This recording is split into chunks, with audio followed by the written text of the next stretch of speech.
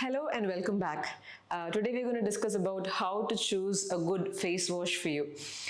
The question is very simple, but the answer needs some work. We need to start with the characteristics of the area to be cleansed, which is our face.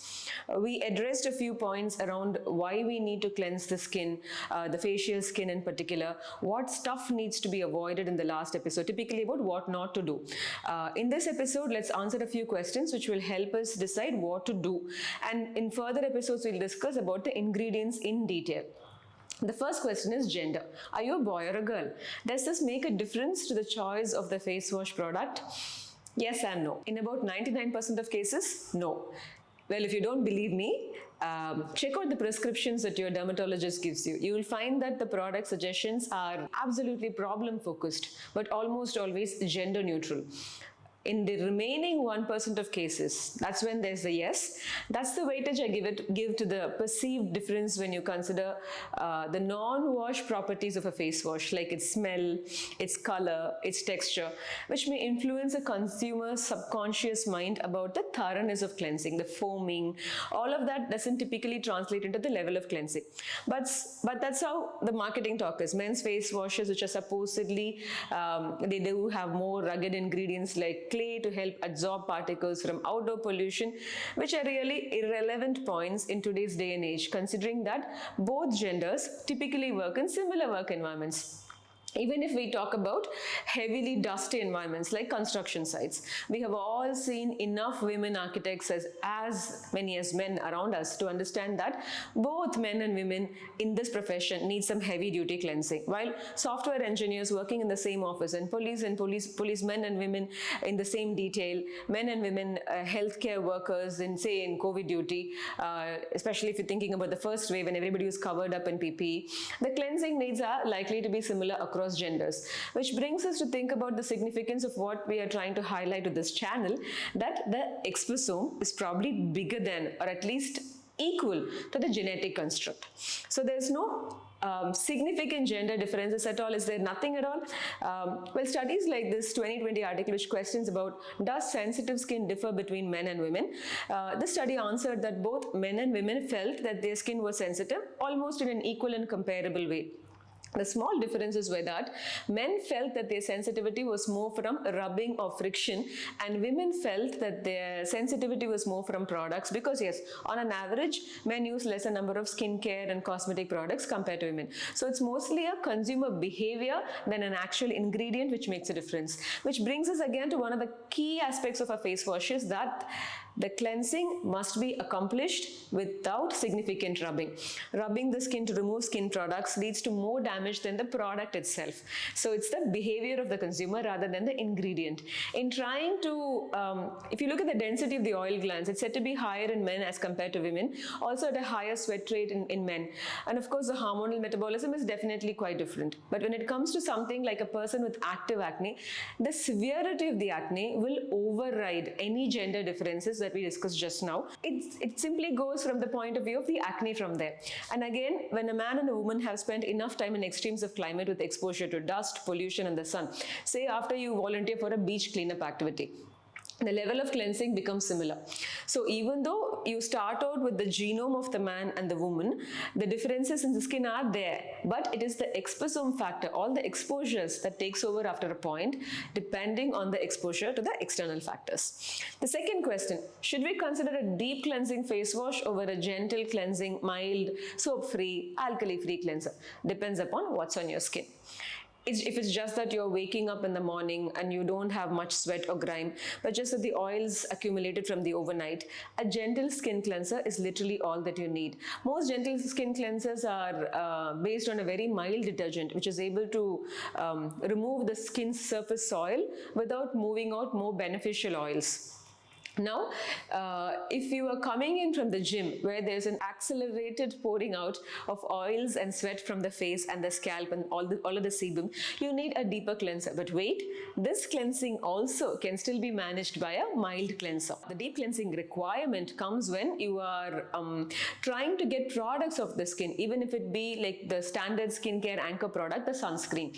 There would be a need for using products containing an oil, like say in a biphasic makeup remover, when cleansing of waterproof or water-resistant sunscreens as compared to washing off non-waterproof sunscreens, in which case a deep cleanser is mostly adequate. So not only a deep cleanser, you need a biphasic cleanser when you're thinking about taking products off your skin. We can comfortably move from here to the concepts of double and triple cleansing when more than one cleanser is used to thoroughly cleanse the skin. The objectives here are meant to be deeper and more thorough cleansing, and sometimes the idea is also to infuse a little bit of protective or moisturizing agents or refatting agents as we remove dirt. There are many techniques, many schools of thought around double cleansing. Some suggest a physical exfoliation and then to do a double cleansing. Other websites mention an oil cleanse, then a water-based cleanser. Yet others mention 2 rounds of a water-based cleanser. While the main purpose of double cleansing as an original Korean concept was to allow better penetration of the products in the next 10, 20, 30 steps of skincare. In reality, I find that the idea of double cleansing to be most valuable when we are trying to remove makeup or sunscreen products from the skin. Especially, eye makeup is a standard thing for most Indian women. Even though many of us would deny that this is eye makeup, yes, it is makeup at the end of the day. You put on something, it becomes makeup then. And then people go to bed straight with the kajal on. And in those cases, removing makeup and sunscreen becomes a very, very important thing to keep your skin looking clearer and younger. You really don't want product residue on the skin. For this, yes, the concept of double cleansing works.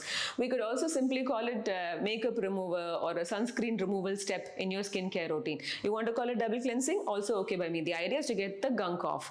Well, which of the many techniques should you follow? Scrub and then oil-based cleanser, or oil and then water-based cleanser? Or 2 rounds of the same cleanser, 2 different cleansers. Some even talk about mixing the cleansers. The internet is full of confusing takes on the ways and methods to do double cleansing. Here's the straight truth. Cleansers today are mostly emulsions which contain both oil and water phases, which can effectively cleanse the skin. However, the strength of the cleansing varies, which is why you have mild and strong cleansers. And then you have a different class called makeup removers, which again can be in multiple different forms, from simple oils to balms to micellar waters and so on. So with double cleansing, the first step is to identify what you are cleansing of. That's the most important thing. What are you trying to remove? If you woke up in the morning, you don't need double cleansing, like I just mentioned. Coming back from the gym, double cleansing also not required, but if you feel a little grimy, you can wash twice with the same cleanser. Suppose you wore sunscreen to the gym, then you don't need double cleansing if you sweat the sunscreen all out, if it was mainly a chemical sunscreen. But if you wore sunscreen to the gym and it was a mineral sunscreen, you definitely will need double cleansing or even a sunscreen or makeup removal step. Say you wore light makeup in the day and a chemical sunscreen, it will come off easily with a deep cleanser. Say you wore sunscreen with minerals, you wore oil-based eye makeup. Our most standard eye makeup, aka kajal, is a good example of an oil-based eye makeup. So if you are doing all of that, then you will need a little bit more a double cleansing. So how to cleanse a water-resistant sunscreen off? With most mineral sunscreens having some amount of silicones in them, a good way is to use a biphasic makeup remover.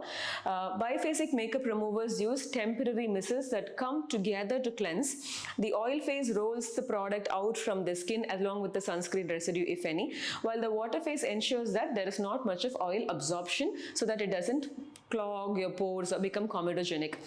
The best micells are large temporary ones.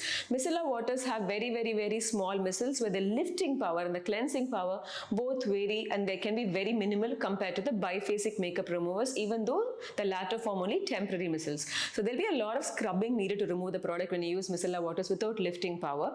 And we just saw that too much scrubbing from ineffective cleansers contribute to increased skin sensitivity and even worsening of conditions like atopic dermatitis. The first step is to use this all over the face and the neck using a cotton pad to dissolve and remove product residue.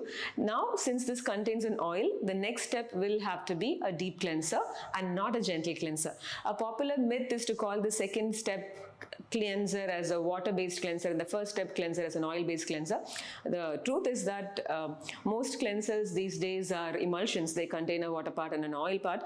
But if there's oil sitting on your skin, some people tell that you can leave the makeup balms on, not if you have problematic or comedogenic skin, acne-prone skin. So if you have oils either from the sunscreen or from the biphasic remover used to remove the sunscreen, you must have that out with a deep cleanser. If you want to, you can follow this through with a moisturizer after you remove the oils. depending on your location, your climate, your weather and humidity. But it definitely wouldn't be okay to not cleanse off the biphasic makeup remover itself, especially for Indian skin types and Indian humidity. So the newest update in this area of product removal from the skin is the use of daily exfoliants like lactic, salicylic and glycolic acids, which are able to remove the top layers of the skin, and with it any product on the skin surface, and also any retained pigmentation within dead cell layers that are being sloughed off during the peel. These are a vast and welcome improvement over the physical scrubs containing harsh particles, which remove the top layers of the skin as a matter of mechanical abrasion, or what we call as physical scrubbing. Physical scrubbing creates micro cuts and wounds in the skin surface, and over a period of time it contributes to skin pigmentation, skin roughness, acanthosis, and increased skin markings, all of which contribute to skin dullness. Chemical exfoliation, on the other hand, very gently removes only the surface layer of dead cells and can be a very effective way of removing particle residue from the surface of the skin, plus the superficially retained pigment. For this reason, please do not rub chemical exfoliators into the skin. They don't work well with rubbing. To summarize, you need a strong face wash if you're using cosmetics or skincare products on the skin, and you definitely need to include kajal as a cosmetic and sunscreen as a personal care product, the residue of which must be removed. So these two need a special case removal. There are no gender differences when it comes to specialty face washes, so you can skip the gender divide here completely. Products for women are pricier than products for men, with no major difference except for product, perfumes and packaging, and this is called as the pink tax, which actually should go. To do this, simply opt for unisex brands or dermatologist recommended brands, which are invariably unisex and more problem focused. An exfoliator may make things much more simpler than otherwise. Physical exfoliation is officially called mechanical abrasion or scrubbing. Kindly choose the chemical counterpart. Exfoliation actually involves a chemical agent to loosen up the top layer, so that's not what happens in a physical exfoliation, which is cuts and abrasions.